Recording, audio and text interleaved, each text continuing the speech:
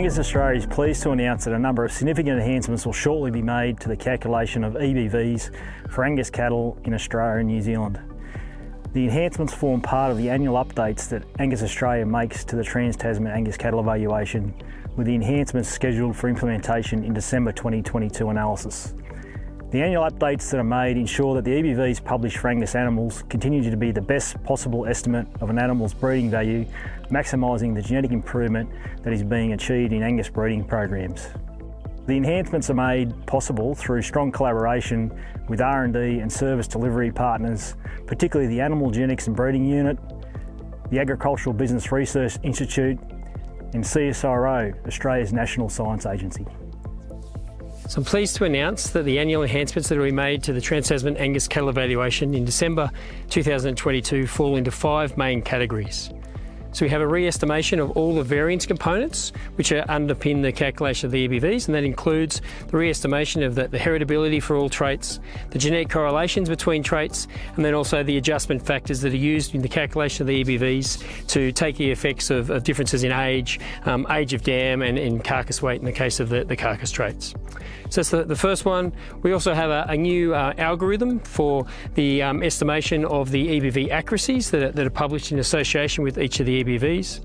We have a new software available for the calculation of docility EBVs, which will result in the calculation of docility EBVs on far more animals. We also have the availability of Immundex research breeding values for all animals which have got genotypes. So that's still a research breeding value, but now will be available not just on the size in the Angus sire benchmarking program, but for all animals which have been genomically tested. And lastly, we have the introduction of a new EBV, a leg angle EBV, which is similar to the rear leg side view EBV that was previously published.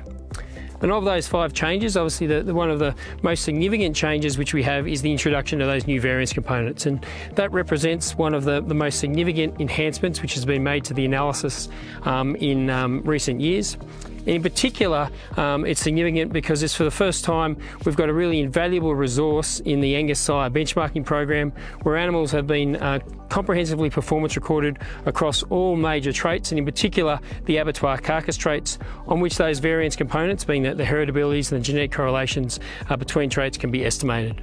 And that will result in a far more better use of the information within the genetic evaluation, which ultimately will result in EBVs which better predict the breeding value of animals. One thing that we should note though is when that information is introduced, it does result in some quite considerable changes in EBVs. So particularly for those carcass traits, people will see quite a change in EBVs for animals. So the introduction of the enhancements scheduled for the December analysis, which the results will be released at the end of November, there's a range of different activities which have been planned over the coming months to provide more information to people about those enhancements. So in particular, information will be distributed via mail and also via the Angus Australia website to people in kind of mid-November.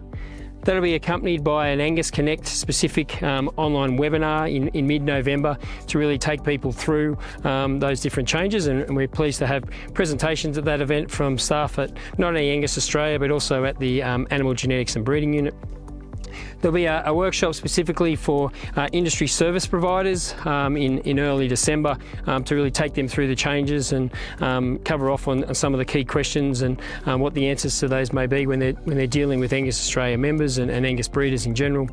There'll also be a range of presentations available to different groups of Angus breeders, and particularly the Angus affiliated groups.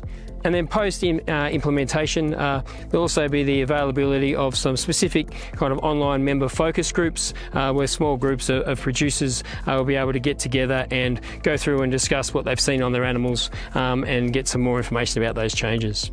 So there's a range of different activities provided, and information about how you can get involved with those will be circulated through Angus Australia's normal communication channels, kind of through the Angus Australia weekly e-news via direct email out to members over the kind of coming weeks. So stay tuned for those.